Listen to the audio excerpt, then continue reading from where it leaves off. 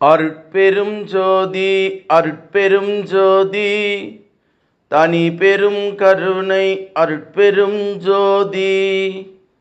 எல்லா செயல் கூடும் என் ஆணை அம்பலத்தே, எல்லாம் வல்லான் தாலே ஏத்து.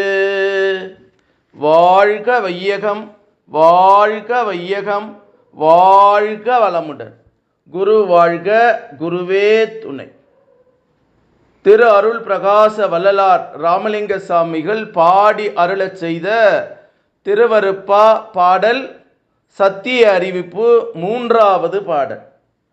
சத்தியவான் வார்த்தை இது தான் உரைத்தேன் கண்டாய், சந்தேகம் இலை இதனில் சந்திடம் உருவாய்.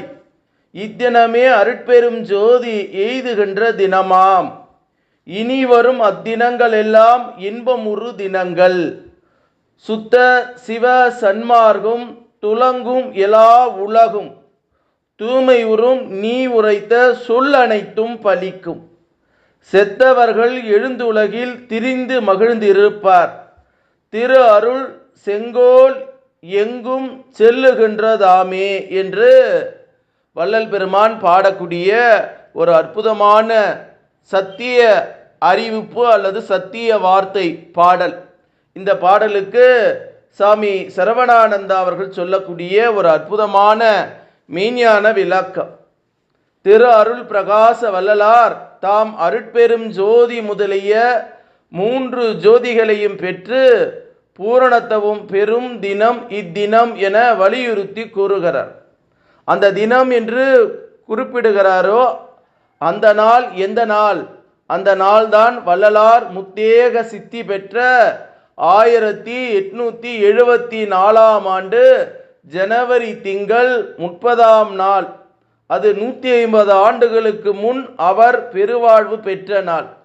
அந்த நாள் அன்று வந்து அன்றே போயிருக்கும் நாள் என்று எண்ணிட வேண்டாம்.